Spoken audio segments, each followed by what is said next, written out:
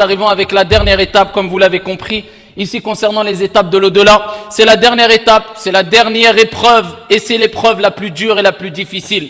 Et c'est l'épreuve à laquelle sera confronté ou seront confrontés un grand nombre de personnes.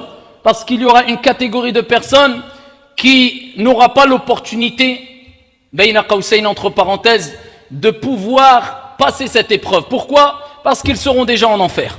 Et il y aura d'autres personnes, ce sont qui? Ce sont toi et moi, insha'Allah tabaraka wa ta'ala. Ce sont les croyants al-mu'minoun. Ce sont les musulmans, ce sont les musulmanes. Ce sont ceux qui ont suivi Isa alayhi salam, ceux qui ont suivi Moïse, Moussa alayhi salam, ceux qui ont suivi Mohammed alayhi salatu wa salam. Généralement, nous disons ce sont les croyants. Ils passeront cette dernière étape, ayyuha al-akhyar, qui est l'étape la plus difficile parmi toutes les étapes de la demeure dernière. C'est ce qu'on appelle as-sirat. As-sirat, ayyuha al-akhyar, dans la langue arabe, ça indique ici un pont, une voie qui est claire et qui est large. Et ici, Allah subhanahu wa ta'ala veut que nous demandions à Allah jalla wa ala chaque jour, dans chaque prière, ici, de l'implorer, de le supplier, de nous accorder cette voie-là, mais la voie droite, la voie de la vertu, la voie de la félicité. Ihdina as-sirat al-mustaqim. Et celui qui aura été guidé sur ce droit chemin, sur cette voie claire, cette voie large ici-bas, eh bien pourra passer ce pont au jour de la résurrection appelé as-sirat avec facilité. Eh bien ici, as-sirat shar'an, au point de vue de la législation, c'est comme l'a décrit le prophète alayhi afdalus salati wa askat taslim dans plusieurs récits prophétiques. C'est une sorte de pont, les détails on le verra par la suite. Ce qui est sûr, c'est qu'on passera tous par ce pont, toutes et tous, je parle des croyants. Et est-ce que les non-croyants passeront le pont? Eh bien, chez la plupart des savants, non. Et il y a une divergence, bien sûr, qui est acceptée et qui n'est pas réprouvée sur cette question-là. Car les arguments sont fondés des deux côtés. Eh bien, Allah Jalla wa Ala rappelle que tout le monde, c'est-à-dire les musulmans et les musulmanes, avec la divergence, bien sûr, ici passeront par ce pont quand il dit « Wa im minkum illa wariduha ». Et ici, il n'y aura aucune personne qui n'y passera pas, qui ne passera pas sur ce pont. Et cela est pour ton Seigneur, hatman maqdiya, c'est-à-dire une sentence irrévocable. Ça, c'est une décision qui a été prise de la part d'Allah subhanahu wa ta'ala. Wa man asdaqu min Allahi qila. Et qui est plus véridique qu'Allah jalla wa ala en parole. Alors que dire de la promesse d'Allah subhanahu wa ta'ala? C'est une sentence irrévocable. Tout le monde passera par le pont. As-sahaba, quand ils l'entendaient, ce verset coranique, quand ils le lisaient, parce qu'ils lisaient le Coran avec méditation, et eux, ça ne leur importait pas ici d'apprendre le Coran par cœur avant de le méditer. Non, non, non. Ils vivaient avec le Coran al-Karim. Eh bien, ici, quand ils lisaient ce verset, où ils l'entendaient, où ils l'écoutaient, avec méditation, ils pleuraient. Et pourquoi ils pleuraient? Parce qu'ils savaient qu'ils allaient y passer. Mais ils se disaient, ils ne cessaient de redire, et c'est ce qu'on retrouve dans beaucoup de paroles depuis prédécesseurs. Je ne sais pas, est-ce que quand je vais passer le pont, je serai sain et sauf ou pas? Ils ne savaient pas, ils n'étaient pas sûrs d'eux. Et la personne qui est déjà trop sûre de lui, et qui se dit, moi je ne serai jamais égaré, il a déjà mis un pas dans l'égarement. Parce que le musulman reste toujours sur ses gardes, ayyuha al-akhyar, et pourquoi pas? Ici le prophète alayhi salatu wa salam, an-nabiyyul mukhtar, il ne cessait de répéter, ya muqallib al-qulub, thabbit qalbi ala dinik. Ô toi qui retourne les cœurs, eh bien laisse raffermir mon cœur sur la religion. Sois pas trop sûr de toi, ya Abdallah. As-sirat ayyuha al-akhyar, eh bien il y en a qui vont passer, c'est les croyants, et d'autres qui ne passeront pas. Et pourquoi pas? Alors que pour passer sur as-sirat, tu auras besoin de quoi? Car c'est un moment où il y aura ténèbres, il y aura obscurité. Obscurité sur obscurité. Et comment veux-tu te déplacer ici-bas, ya Abdallah, avec facilité, avec aisance, avec sûreté, avec sérénité, avec tranquillité, avec assurance? Si tu n'as pas de lumière et tu es dans l'obscurité, tu ne peux même pas te déplacer, tu ne prendras même pas le risque. Eh bien, cette journée-là, ayyuha al-akhyar, et à ce moment-là particulièrement, on aura besoin de quoi? Un or de lumière. Certains auront de la lumière et d'autres n'en auront pas. Et certains rêveront d'avoir une portion de lumière que détiennent des personnes qui ont cette lumière-là. Allah Jalla wa Ala dit dans le Coran al-Karim, وَيَوْمَ يَقُولُ الْمُنَافِقُونَ وَالْمُنَافِقَاتِ لِلَّذِينَ آمَنُوا انظُرُونَا نَقْتَبِسْ مِنْ نُورِكُمْ قِيلَ ارْجِعُوا وَرَاءَكُمْ. Eh bien ces gens-là diront, c'est-à-dire le jour de la résurrection, les hypocrites et les hypocrites, donc hommes et femmes ils diront, regardez-nous, attendez, qu'on prenne un peu de votre lumière. Ils diront cela aux croyants, qu'on prenne un peu de votre lumière, on a besoin un peu de votre lumière. Eh bien, il leur sera dit, eh bien, retournez en arrière. Vous n'en aurez pas, et allez chercher cette lumière ailleurs. Vous n'aurez pas de lumière. Pourquoi? Ils n'auront pas de lumière, parce que pour eux, l'histoire s'arrête là. C'est-à-dire la première étape de la grande histoire, si on veut. Eux, ça ikhlas, c'est l'enfer. Amma les autres, eh bien, ils vont passer à la dernière étape. Mais eux, ils ne pourront pas, ils n'auront pas de lumière. Ils ne pourront pas continuer. Ils ne pourront pas se déplacer sur le pont As-Sirat sans lumière. Alors que les croyants auront de la lumière. Mais, ici, selon ce qu'ils ont œuvré ici-bas, eh bien, plus ils ont fait des actions qui étaient la cause, ici, qu'une lumière leur sera donnée au jour de la résurrection, et plus ils auront de lumière. Et plus ce seront des gens qui auront parlé avec des paroles accompagnées de lumière, qui auront conseillé, leur conseil aura été lumière, qui auront eu un visage et leur visage aura été lumière, qui ont eu des paroles et leur parole aura été lumière, eh bien ceux-là auront de la lumière au jour de la résurrection. Concernant les actions, le prophète alayhi salatu wassalam a dit Bashiril masha'ina fi dhulam bin nouri tam yawm al-qiyamah. Et annonce la bonne nouvelle à ceux qui marchent dans les ténèbres. Ici, annonce-leur la bonne nouvelle de quoi? D'une lumière complète au jour de la résurrection. Ils auront une lumière au jour de la résurrection. Pourquoi? Parce qu'ils se levaient à l'heure de l'Fajr. Ils se levaient ici, ils sortaient de chez eux, Al-Maghrib, Al-Isha. Eh bien, ils marchaient dans l'obscurité pour aller trouver cette lumière qu'ils rencontreront à la mosquée et qu'ils retrouveront au jour de la résurrection. Eh bien, pareil pour les paroles. Il y a des paroles qui sont lumière. Il y a des visages qu'Allah Jalla wa Ala a illuminés ici-bas et qui va illuminer dans l'au-delà, contrairement à d'autres visages qui seront ici rendus comme des ténèbres où ils seront noirs ici-bas et dans l'au-delà. Wal'iyadhu billah. Eh bien, il y a des gens, leur conseil, c'est de la lumière. Il a akhiri. Eh bien, ceux qui auront récolté cette lumière ici-bas, eh bien, auront une lumière au jour de la résurrection. Et cela dépend de ce que tu as fait, ce que tu as avancé, ce que tu as dit, la conformité, ta sincérité. Eh bien, il y en a qui auront une petite lumière qui sera juste devant leurs orteils. Il y en aura d'autres qui auront un peu de lumière, elle s'allumera, elle s'éteindra. Elle s'allumera, elle s'éteindra. Et il y aura d'autres qui auront beaucoup de lumière. Il y en a qui seront encerclés de lumière, à leur droite, à leur gauche, devant eux, derrière eux. Alhamdulillah, cela sera facile pour eux de passer As-Sirat. Et As-Sirat, ayyuhal akhyar, les gens le passeront. Les croyants, les musulmans et les musulmanes, mais de quelle manière? Selon leurs actions, selon leur investissement ici-bas, selon leur rapidité à faire le bien, comme qala al-ulama. As-Sirat, ayyuhal akhyar, le prophète alayhi salatu wassalam a dit, certains passeront As-Sirat kal barq, et d'autres kal rih, c'est-à-dire comme l'éclair, d'autres ici comme le vent, dans une autre version comme le clignement d'un œil, rapidement, d'autres comme s'ils étaient sur une monture, à d'autres chameaux, dans une autre version, d'autres en marchant, et d'autres en rampant, et d'autres tomberont. Ils tomberont où? Ici, ils tomberont dans le feu de l'enfer. C'est pour ça qu'il y a 3 catégories au moment où on va passer sur As-Sirat. Il y a ceux qui vont être préservés. Alhamdulillah, yamurruna ala as-sirat bisalam. Ils passeront avec félicité, avec salut, facilement, de façon aisée. Ils passeront as-sirat. Et as-sirat ayyuhal akhyar, ce pont-là qui est jeté au-dessus de l'enfer. Parce qu'en dessous de sirat, il y a le feu de l'enfer, wal'iyadhu billah. Et c'est un pont qui est entre eux, eh bien, la terre du rassemblement, la terre des comptes, et ici, au bord de l'entrée du paradis.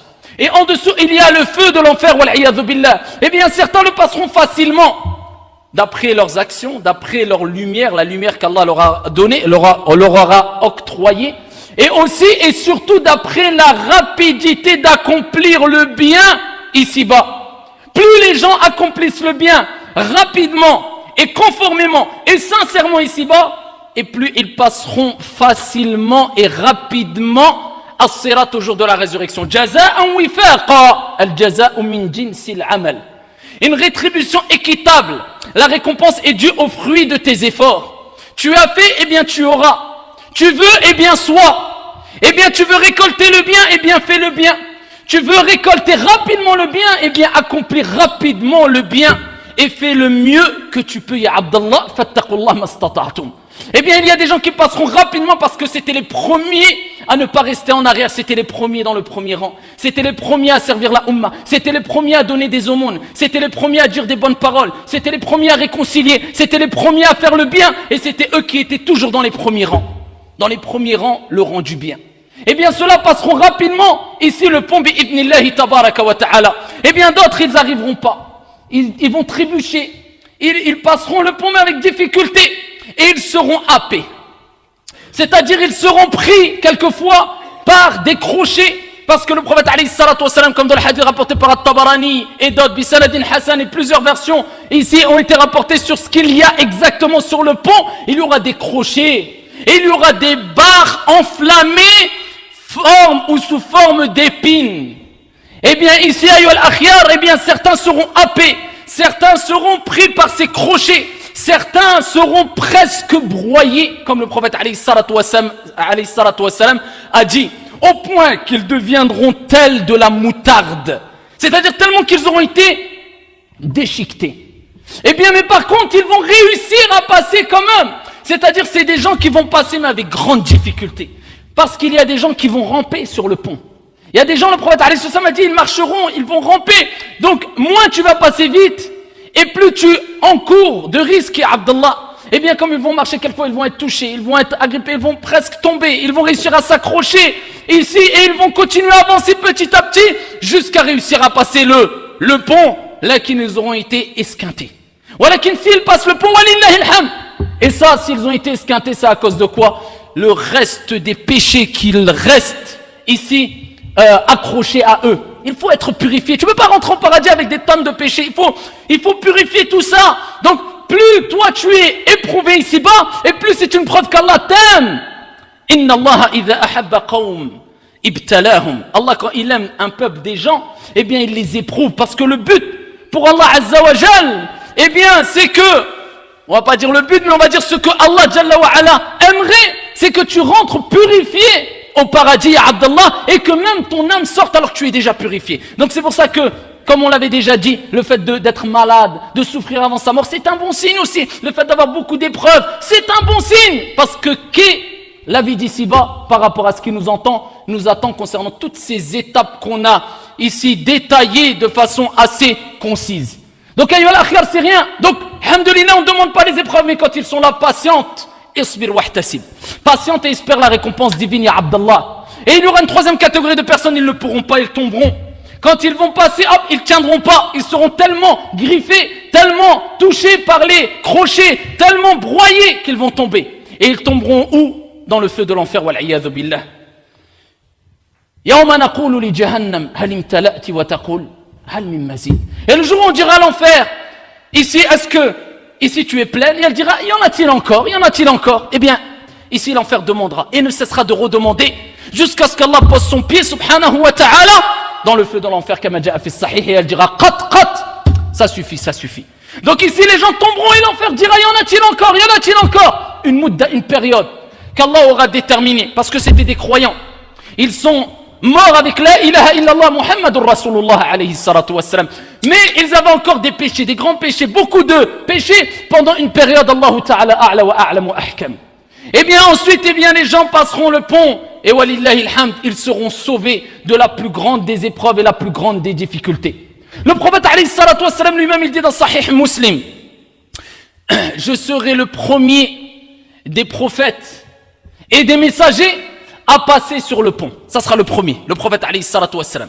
Et ma communauté sera la première à passer sur le pont. Et ça, ayyuhal akhir, ça nous rappelle qu'on a encore quelque part des privilégiés. Parce que imagine-toi, tu vois qu'une personne va passer la dernière étape, une étape très dure, juste le fait de voir ces gens-là en train de passer cette étape-là, et le fait que tu es en train d'attendre, eh bien cela est déjà une torture, cela est déjà une épreuve. Eh bien Allah Azza wa Jalla va faire que la première communauté débarrassée, eh bien c'est encore qui? Kuntum khayra ummatin ukhrijat linnas, walillahi alhamd. Falaka alhamd ya Rabb. Et ici la communauté du prophète passera. Avec le prophète alayhi salatu wassalam, et le prophète il dira, ce jour-là personne ne parlera, sauf les messagers al-Rusul. Et leur invocation, leur salutation dans le sens, leur invocation sera Allahumma sallim sallim, Allahumma sallim sallim, Allahumma sallim sallim. Al-Anbiya wal-Rusul, ou al-Rusul. Les messagers diront tous Nuh, Adam, Isa, oh Allah, la préservation, la préservation. Préserve-nous, ya Allah, préserve-nous, ya Allah. Et le prophète alayhi salatu wassalam passera sur le pont. Et quand il aura passé sur le pont, il invoquera Ummati, Ummati, Allahumma sallim sallim. Et le prophète alayhi salatu wassalam passera sur le pont. Mais avant cela, ça ne suffit pas de parler du pont de cette manière, mais il faut rappeler qu'il y aura encore une autre immense difficulté. Et ce qui a été décrit ici, ça nous rappelle l'importance de quoi? Al-amana. Et ici, al-rahim. Al-amana, c'est les dépôts. Le dépôt est le lien de parenté. Eh bien, le prophète alayhi salatu wassalam a dit que sur les côtés du pont, eh bien, seront placés al-amana, le dépôt, et ici, al-rahim, le lien de parenté. Et ici, comme il est relaté dans Sahih et Muslim, et dans le sharh de ce hadith, l'imam al-Nawawi, rahimahullah ta'ala, dans son fameux sharh de Sahih Muslim, il explique en disant, eh bien, chacun des deux demandera son droit. Et dans un hadith rapporté par Al-Bukhari, à titre d'exemple, eh bien, les liens de parenté, de quelle manière, et al-amana, de quelle manière ils vont réclamer leurs droits dans Sahih al-Bukhari. Le prophète alayhi salatu wassalam a dit, les liens de parenté diront, Ya Allah, préserve. Le jour où les messagers diront, Allahumma sallim sallim, parce qu'on aura besoin qu'Allah nous préserve. Eh bien, ici, les liens de parenté diront, Ya Allah, préserve. Préserve qui? Celui qui a préservé les liens de parenté, silatul rahim. Et coupe, waqta', et coupe celui qui aura coupé les liens de parenté. Et c'est pour ça le prophète alayhi salatu wassalam a dit, kama fi sahih muslim wa ghayruh, la yadkhulul jannata qati', yani qati' rahim. Ne rentrera jamais, ne rentrera pas au paradis celui qui a coupé les liens, c'est-à-dire qui a coupé les liens de parenté.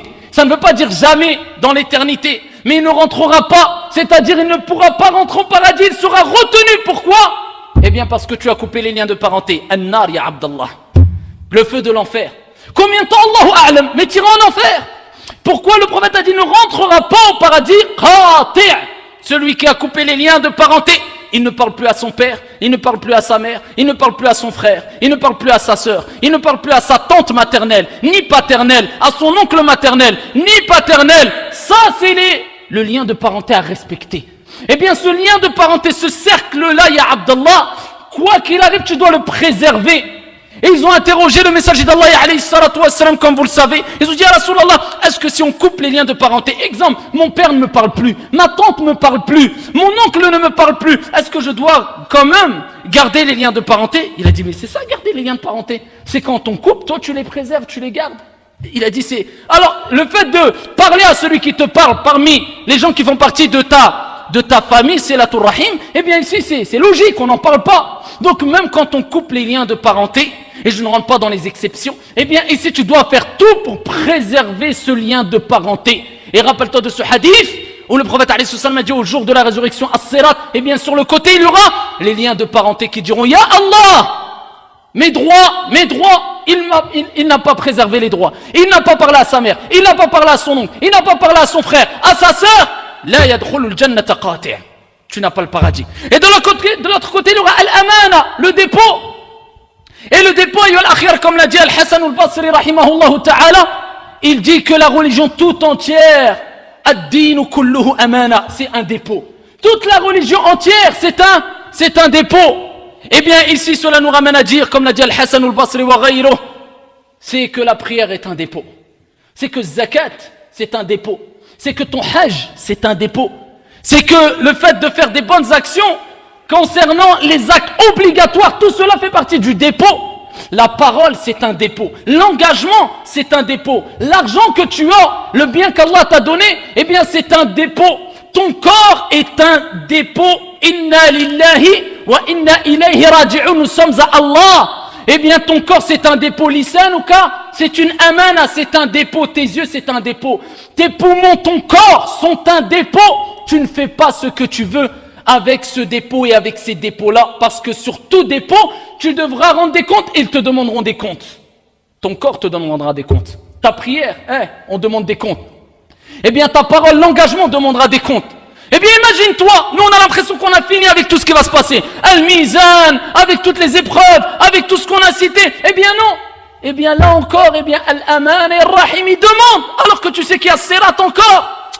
Et les gens prennent à la légère tout ce qui se passe dans le delà et ils s'accrochent à la vie d'ici-bas en investissant, en prévoyant, tout en oubliant Al-Akhirah, d'investir pour le delà. investis, vis, comme je le répète souvent, il n'y a pas de problème. Mais de là à faire des plans à 40 ans, à 60 ans, à 50 ans, et quand tu vois son investissement dans la religion, ou alors le calcul qu'il fait au niveau religieux, eh bien tu dis, subhanallah, il n'a rien compris, el-miskin, le pauvre.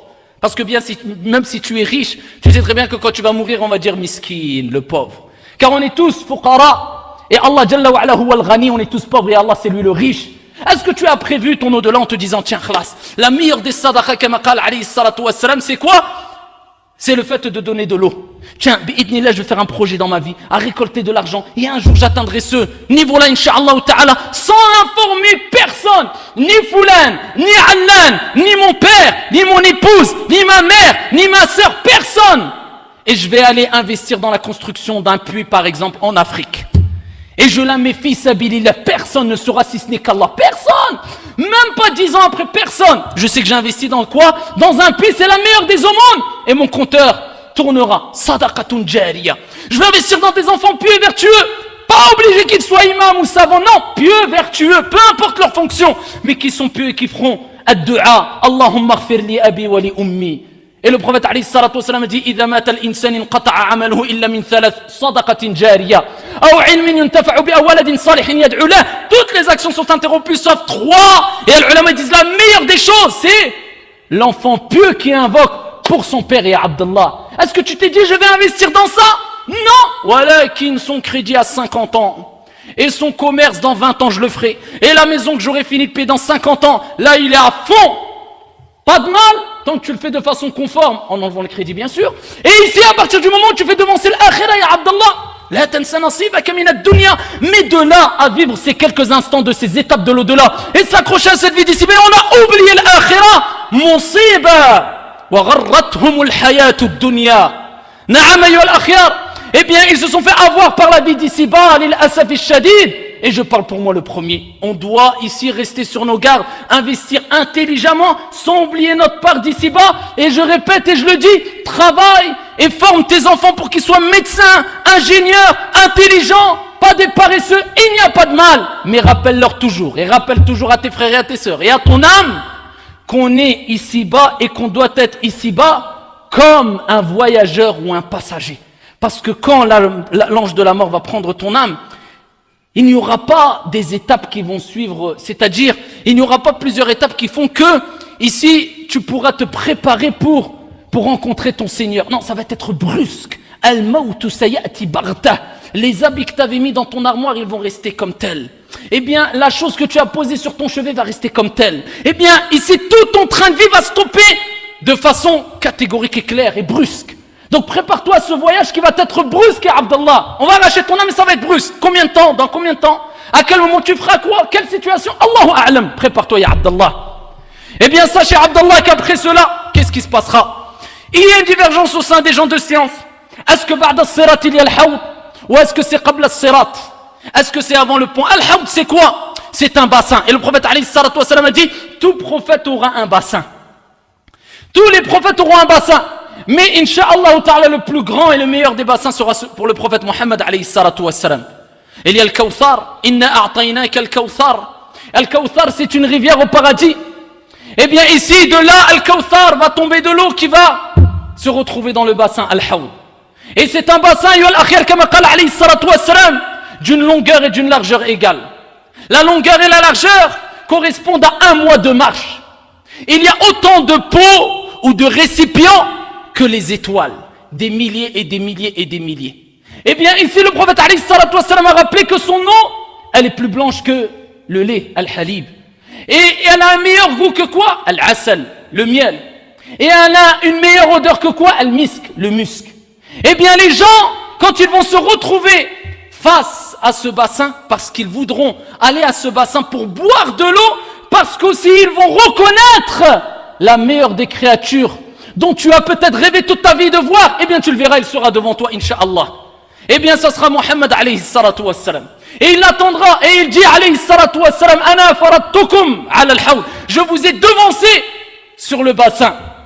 Eh bien ici, au jour de la résurrection, il raconte le prophète alayhi salatu wassalam. Et je répète, il y a une divergence. Certains gens de science disent ça sera qabla as-sirat, avant sirat. Et d'autres ils ont dit non, c'est après sirat. Ala kulli hal, c'est une divergence qui n'est pas réprouvée. Et dans tous les cas, ils ont des preuves des deux côtés. Ce qui nous importe, c'est que c'est une réalité. Il y aura cette étape al-hawd. Eh bien, les gens avanceront et le prophète, il dit, je les reconnaîtrai, je les connaîtrai et ils me connaissent. C'est-à-dire ces gens-là qui vont s'approcher. Ils vont s'approcher du prophète alayhi salatu wassalam. Alors qu'il y a le bassin, alors qu'il y a le prophète alayhi salatu wassalam. Et le prophète alayhi salatu wassalam, il dit, comme ja'a fi sahih, ما بين بيتي ومنبري روضة من رياض الجنة ومنبري على الحوض. Il dit alayhi salatu wassalam, entre ma maison et mon mimbar à la mosquée du prophète alayhi salatu wassalam à Médine. Vous avez vu la maison où il a enterré le prophète alayhi salatu wassalam dans la demeure de Aïcha et son mimbar, eh bien il y a un jardin parmi les jardins du paradis. Et il dit alayhi salatu wassalam, et mon mimbar ala al-hawd, il est sur le bassin, c'est-à-dire sur le hawd. Eh bien on s'arrête avec le texte et on n'a pas besoin d'aller plus loin. Lakin ce bassin, il existe réellement. Eh bien, le prophète alayhi salatu wassalam verra des gens approcher. Eh bien, ils auront réussi à passer le pont dans tous les cas, que le bassin soit avant ou après. Si le bassin il est après, ils auront réussi à passer le pont. Et s'ils n'ont pas réussi à passer le pont, ou plutôt s'ils ne sont pas concernés par cette étape-là, c'est-à-dire de rencontrer le prophète auprès du bassin après le pont, on va considérer que c'est avant qu'ils passent le pont. Donc avant de passer le pont, ils verront le prophète alayhi salatu wassalam. Mais ce qui est sûr, dans les deux cas, c'est que les gens vont venir plus qu'assoiffés. Ils auront très soif. Et ils vont s'approcher, et certains vont s'approcher et ils vont boire de cette eau-là. Et le prophète alayhi salatu wassalam a dit, toute personne qui boira de cette eau-là ne sera plus jamais assoiffée. N'aura plus jamais soif. Khalas. Une gorgée d'eau, plus jamais assoiffée. Eh bien, il y aura d'autres qui vont s'approcher. Le prophète dit, je les connais, ils me connaissent. Et dans une version, il va dire Ashabi, Ashabi, mes compagnons, mes compagnons. Et on ne considère pas que c'est bien sûr les compagnons du prophète, alayhi salatu wassalam, abadan. Najma' bayna an-nusus, sont réunis les textes et cela est impossible. Et quand ils vont s'approcher, eh bien, on va les éloigner. Et pourquoi le prophète les a reconnus? Certains gens de science ont dit, comme il est relaté dans Sahih, que les gens, par rapport aux ablutions à l'wudu, ils auront des taches blanches éclatantes. Quand tu fais le wudu, eh bien, cela sera comparé ou alors se transformera, si on veut, en taches éclatantes, blanches au jour de la résurrection. Donc les croyants se reconnaîtront avec cela. Et le prophète les reconnaîtra. Ils vont s'approcher, on va les prendre, on va les éloigner. Le prophète me dit, mais c'est ummati, c'est ma communauté. C'est les gens que je connais, c'est mes compagnons. C'est ceux de cette communauté.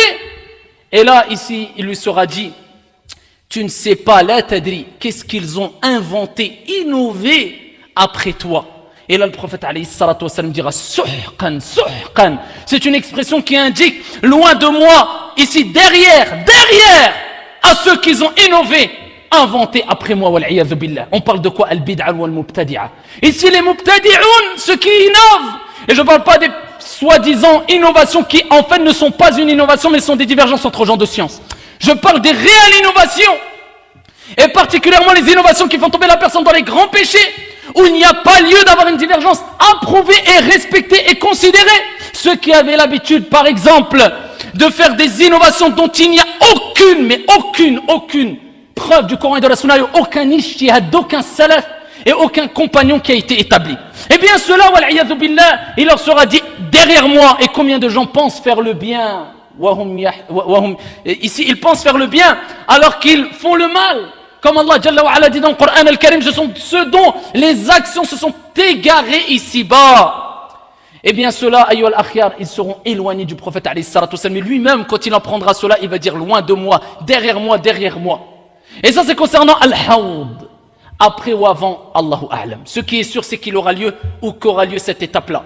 Et ce qu'il faut mentionner aussi, ayyuhal akhyar, pour terminer, c'est qu'il y aura encore une autre étape. Après as-sirat. Même si on considère que le hawd c'est qabla as-sirat. Après as-sirat, normalement on a tendance à dire c'est le paradis ou l'enfer. Ça y est, c'est la dernière épreuve. Mais il y a une autre étape, pas une épreuve, c'est pas une épreuve, c'est une étape. Cette étape, c'est une dernière étape. Mais vous avez vu un peu tout ce qui s'est passé de façon brève et concise à travers peut-être 18 sermons. Et je ne suis pas rentré dans les détails, parce que même Sirat, on pourrait faire 5 sermons. Mais juste de façon assez résumée. Eh bien ici, vous avez vu toutes les étapes de purification quelque part. Eh bien il restera une étape, pas une épreuve. Ça ne sera plus d'épreuve, ça y est. Mais une étape de purification. Qantara. C'est une passerelle ou une sorte de pont. Comme le prophète alayhi salatu wassalam a dit, où les gens, tout le monde devra passer par ce pont-là. Ils devront passer par ce pont-là. Pourquoi? Pour être purifiés. Ici, Allah Jalla wa Ala dit, eh bien ici ils seront purifiés. Leur cœur sera purifié de quoi? De l'ghil. Al-ghil, c'est la rancœur. Toute la jalousie, la rancœur, ces sentiments qu'on a qui font que ça provoque ici de l'animosité, de la distance entre le frère et son frère. Eh bien tout cela, Allah Jalla wa Ala purifiera tous les musulmans et les musulmanes avant de rentrer au paradis. C'est un endroit de purification. Ils seront purs et c'est pour ça que on a tous les hadiths concernant la description du paradis où il est rapporté que il n'y aura plus de jalousie, il n'y aura plus de rancœur, il n'y aura plus de haine, il n'y aura plus de cela au paradis. Pourquoi? Parce que les gens vont passer par cette étape-là, ils vont être purifiés. Et alhamdoulilah, ils rentreront au paradis et on leur dira Salamun alaykum bima sabartum. Ici, que la paix soit sur vous. On leur donnera al-bushra, la bonne annonce pour la patience que vous avez eue. Al-jannah lilladhina, c'est pour qui le paradis? Allah Azza wa Jalla nous montre ici que ce sont pour particulièrement les patients. Bima sabartum, ceux qui ont eu de la patience tout au long de leur vie, face aux actes de désobéissance, face aux actes d'obéissance, face aux épreuves. Eh bien, ceux-là ont été patients, ils ont gagné le paradis. Et avant de rentrer au paradis, il faut savoir qu'il y aura une shafa'a, une intercession, où les messagers vont intercéder, particulièrement le prophète alayhi salatu wassalam. Le prophète va faire cette dernière intercession et ça sera pour que les musulmans rentrent au paradis. Tu ne peux pas rentrer au paradis sans cette intercession. Il faudra encore une shafa'a, na'am, du prophète. Et le prophète alayhi salatu wassalam va intercéder une fois ou une dernière fois pour que la communauté rentre au paradis et ne rentreront qu'après que la meilleure des créatures, Muhammad alayhi salatu wassalam, le dernier des envoyés, rentre le premier au paradis et il dit c'est moi le premier à frapper la porte du paradis, à rentrer au paradis. Et quand il va rentrer alayhi salatu wassalam, eh bien voilà que tous ceux qui auront été préservés, eh bien ils rentreront au paradis. Bi'idnillah, nas'alullah an yaj'alani wa iyyakum min ha'ula'i as-su'ada.